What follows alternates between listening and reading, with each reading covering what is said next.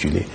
Mais, comme j'ai dit, il nous reste encore du chemin à faire. Parce qu'il est vrai que le service bancaire, c'est un service de proximité. Donc aujourd'hui, il faut gagner cette bataille-là pour que les gens n'aient pas à parcourir de longues distances. C'est vrai, nous ne pouvons que... nous n'allons pas nous jeter des fleurs en disant ils n'ont qu'à marcher de longues distances pourvu qu'ils touchent leur salaire. Ça c'est pas ça notre objectif. Notre objectif final, c'est qu'ils touchent intégralement leur salaire et qu'ils le touchent avec le moins de peine possible, sans passer de longues heures dans des files et sans aussi parcourir de longues distances. Mais ça va demander aux banques d'innover. Et nous pouvons faire confiance aux banques, parce que c'est des entreprises.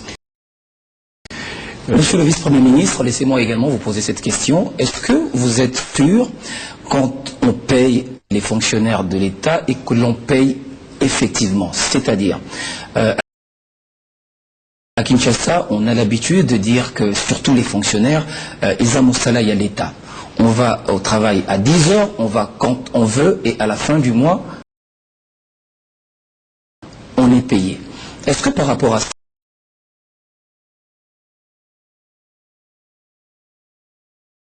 ça, y a-t-il pas également des mesures de sanctions qui doivent être prises à l'égard, bien sûr, des fonctionnaires, pour que les fonctionnaires sachent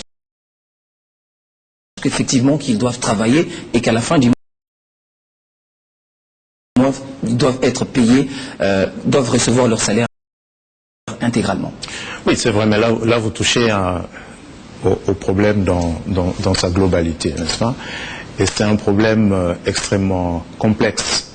C'est la réforme fondamentale de l'administration publique. Mais ce problème-là a plusieurs aspects. Mais l'aspect le plus important, c'est justement la gestion des ressources humaines, parce que ces fonctionnaires, leur carrière doivent être, ils sont recrutés. Est-ce qu'ils sont recrutés régulièrement? Ils sont pas, ou c'est pas le cas. Et quand quelqu'un a été recruté dans l'administration publique, sa carrière doit être gérée. Gérer une carrière, ça signifie la promotion, ça signifie des sanctions positives ou des sanctions négatives, n'est-ce pas? Mais ça signifie aussi qu'au bout de sa carrière, il faut lui payer sa retraite. Et la retraite, il faut la financer. Mais il faut la financer pendant toute la carrière. Aujourd'hui, reconnaissons que sur ces questions, nous avons des déficits. Nous n'avons pas, en tant que pays, en tant qu'État, les carrières n'ont pas été gérées comme il se doit, les retraites n'ont pas été préparées comme il se doit, parce que c'est pas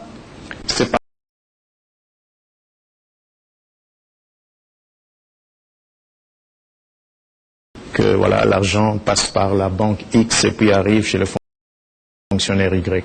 Si vous regardez par ceux qui pouvaient s'arroger le droit que personne, qu'aucun texte légal ne leur reconnaissait, s'arroger le droit de prendre sur la somme que l'État avait destinée à un fonctionnaire, de prendre une partie de ce salaire-là. Aujourd'hui, on les a libérés.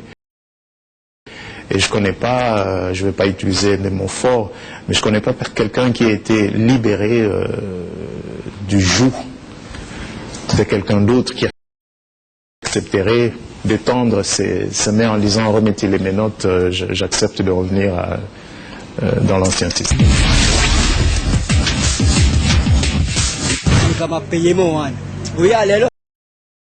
Oh, paye, oh, makamwe bele bele, tolembi yangu, totoli njabe botoni mingi po ninga makamwa asali. Beli kama mususu po tika pe makambo yake ya ba retard, ati dakal PV avant le 18. Po to bikaka, to ida basala mingi te papa. Okomi ojui baka na yo mako personne. Mutagutungisa te okomi ojui kaka. bazwela koma kote ujube nyoso oya kala toke ko boya la kote toke boya te toke be ko dila boko ba ko pesa biso ba pesa biso toke bona passe to sepeli pe ndabingi poto komi ko jwamba ona biso biso moko malamu to bandaki ko zelaka depuis kala kala mais lelo ekomi biso na mbandaka pe to komi na sengo parce que okokoma po zimbongo na fier retenir za te lobo za te pas de dérangement compte yangai moko na lingi na eko zuwa et ça c'est 3 mois 4 mois na eko zuwa yangai moko présenter ce que vous devez présenter à la banque et je n'ai même pas fait 10 minutes pour retirer mon salaire. Ça nous met en contact avec les circuits bancaires et ça permet que la personne touche son argent à la source. Je suis tellement réjoui et satisfait pour ce geste que vient de poser notre gouvernement à notre endroit. L'opération est si facile. Tout mérité et puis tout une facilité aussi. Ce qui est zalaki tout zelata mususu vraiment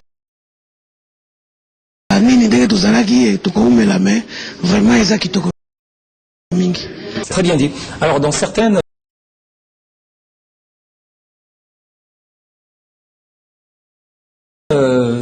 territoires, dans certaines localités, il n'y a pas des banques, il y a encore moins de réseaux de communication cellulaire. Vous avez recouru à l'expertise.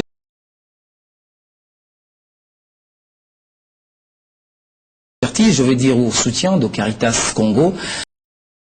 Quel est le travail que Caritas Congo fait dans certains coins reculés où vous avez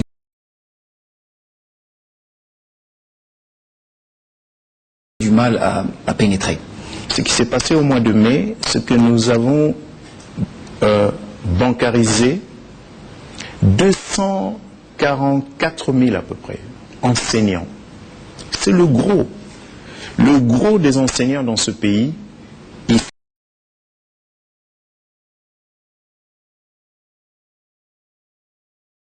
Sont au-delà du chef-lieu du territoire. Ils ne sont pas dans les villes.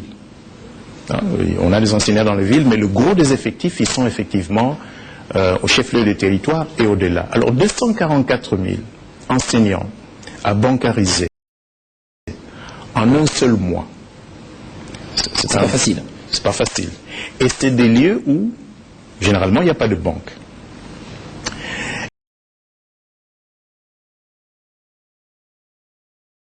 Et donc, nous avons voulu le faire avec les banques ou avec les banques et les opérateurs télécoms.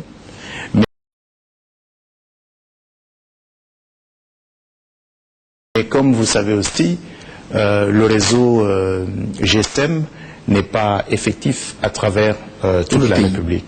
Donc, la réalité aujourd'hui, c'est que dans 28 territoires, je dis bien 28, essentiellement au Bandundu, en Équateur, au Maniema,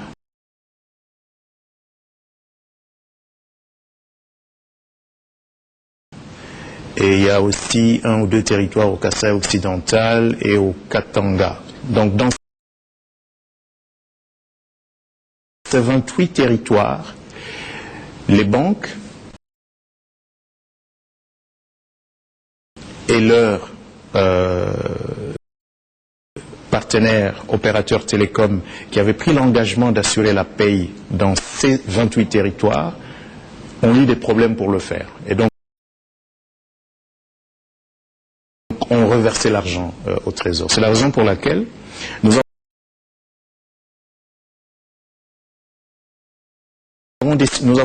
considérons aujourd'hui ces 28 territoires comme pas encore bancarisés. Et donc, nous recourons à Caritas pour assurer la paye des enseignants dans ces territoires-là. Et nous recourons aux ordonnateurs délégués provinciaux d'assurer la paye des autres fonctionnaires, parce qu'il n'y a pas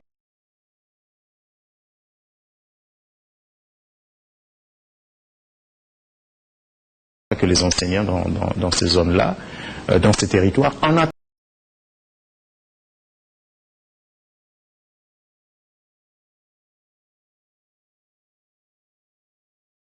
attendant que les banques, parce que d'autres banques, il y a 3 banques qui ont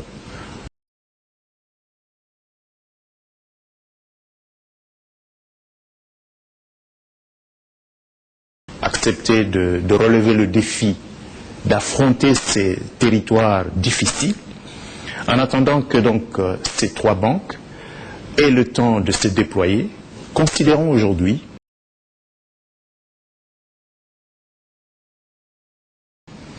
que sur les 169 ou 157, je n'ai pas le chiffre correct en tête, territoires dans notre pays, Caritas Congo assure la paye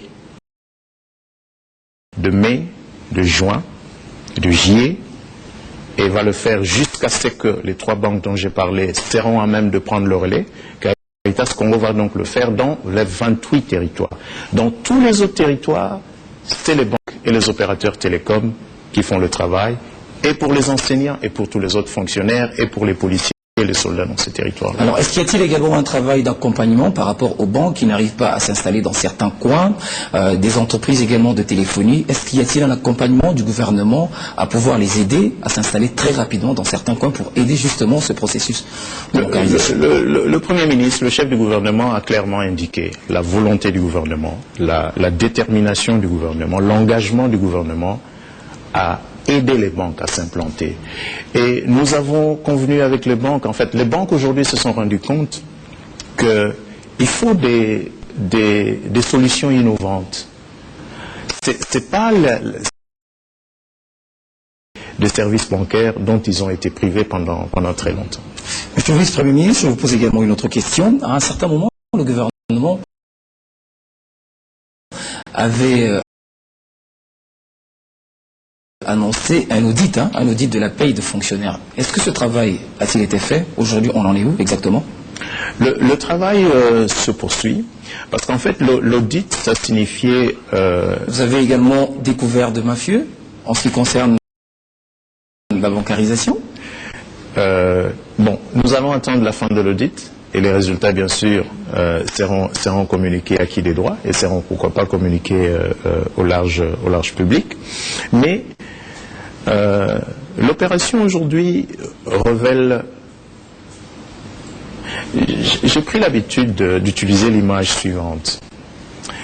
Considérez un parent ou des parents qui disent oui, les enfants ont mangé, mais ils ne se préoccupent pas de savoir qu'est-ce qu'ils ont mangé, quand est-ce qu'ils ont mangé, où est-ce qu'ils ont mangé, dans quelles conditions ils ont mangé. Donc aujourd'hui, nous, gouvernement, nous ne nous préoccupons pas seulement de savoir est-ce que les crédits ont été virés.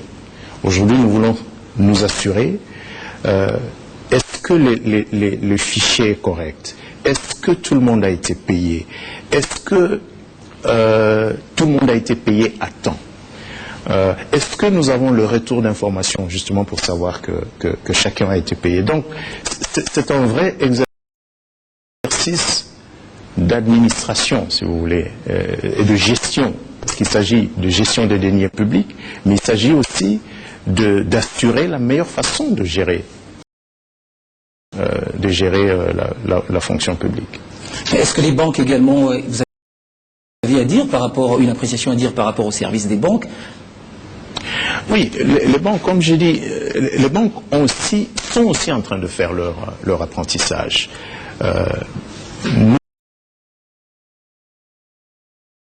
Nous sommes encouragés par l'évolution. Il y a dans cette ville de Kinshasa une banque qui totalise à fin juin 2013, je ne vais pas citer le nom de la banque, l'équivalent, parce que je disais que j'utiliserais le franc congolais, mais puisque le chiffre m'a été communiqué en dollars, l'équivalent de 500 000 $ de crédit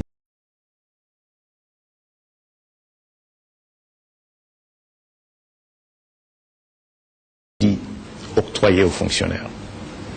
C'était impensable hier qu'une banque octroie du crédit à un fonctionnaire.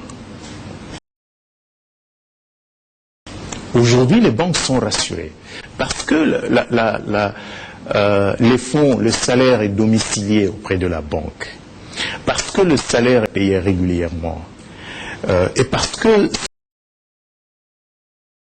ce fonctionnaire se présente régulièrement, est considéré par la banque comme un client, la banque lui fait confiance et lui octroie du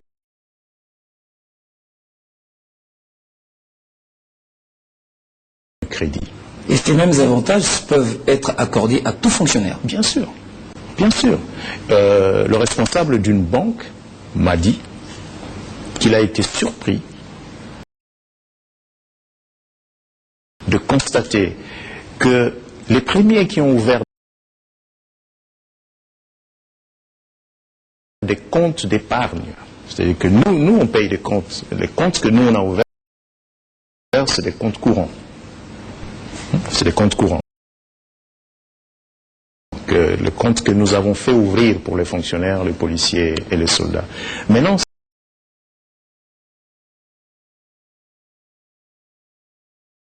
c'est le fonctionnaire qui aujourd'hui qui a un compte dans une banque peut ouvrir lui-même de son propre chef un compte d'épargne.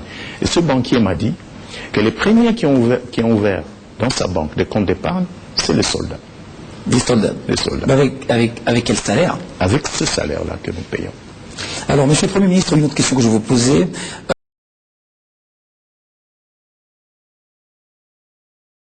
En regardant ce processus depuis que vous l'avez lancé jusqu'à aujourd'hui, quels sont, à votre avis, les principaux défis qui vous restent à relever? Les défis qui nous restent à relever, c'est d'abord des défis. Je vais prendre ça de deux côtés. En amont, c'est-à-dire au départ de l'opération, il y a ce défi de la documentation qui doit accompagner l'opération, c'est-à-dire le fichier.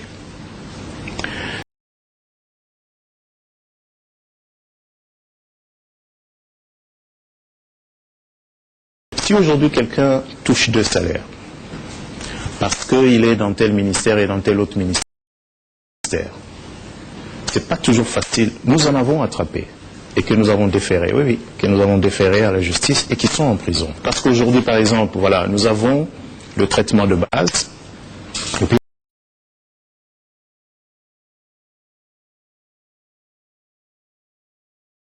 Nous avons les primes. Mais tout n'est pas dans un même fichier. Donc c'est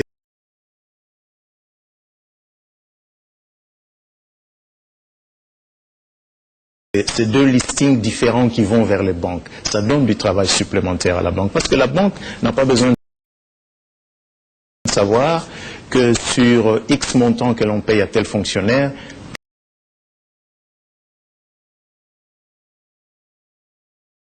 telle partie de ce montant-là, c'est le traitement de base, telle partie, c'est la prime. La banque a juste besoin de savoir, je paye combien, je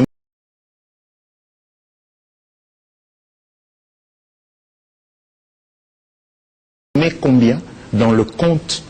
Je pense que c'est ça qui est correct, c'est pas que la banque paye. La banque veut savoir combien je mets au crédit du compte de tel fonctionnaire. Donc là, nous compliquons la tâche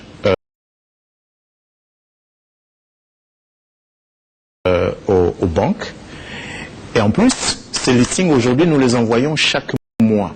Le fait de les envoyer chaque mois n'est pas sécurisant, parce que la banque se dit, quelle garantie j'ai que le mois suivant, ce fonctionnaire-là sera dans le listing. Et ça peut limiter la banque à vouloir accorder du crédit à ce... Donc ça, c'est des défis que nous devons relever. Nous sommes en train d'y travailler pour fiabiliser, stabiliser le fichier et l'unifier.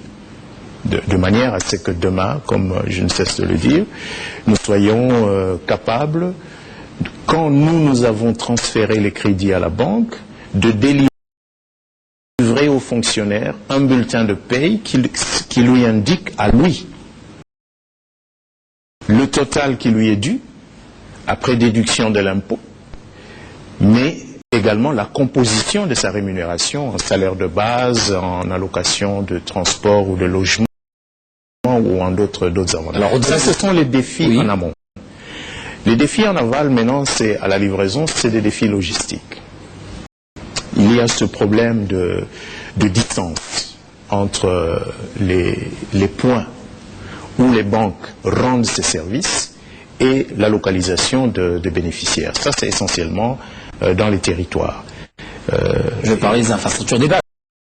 Les infrastructures de base, il faut qu'il y ait des routes. Il faut que le réseau GSM soit présent. Et donc, ça signifie qu'il va falloir que les opérateurs télécoms rentrent dans le milieu rural, parce que je pense qu'ils avaient commencé à quitter le milieu rural. Et nous espérons que cette opération va montrer aux opérateurs télécoms qu'il y a des Congolais qui peuvent consommer le service télécom dans ces zones-là. Et puisque la mobile banking, c'est aussi l'un des mérites. Si vous allez au Kenya aujourd'hui, la mobile banking, et le Kenya, ce n'est pas un pays d'Europe, c'est un pays africain. La mobile banking au Kenya est quelque chose de très développé. Nous aimerions aussi, dans notre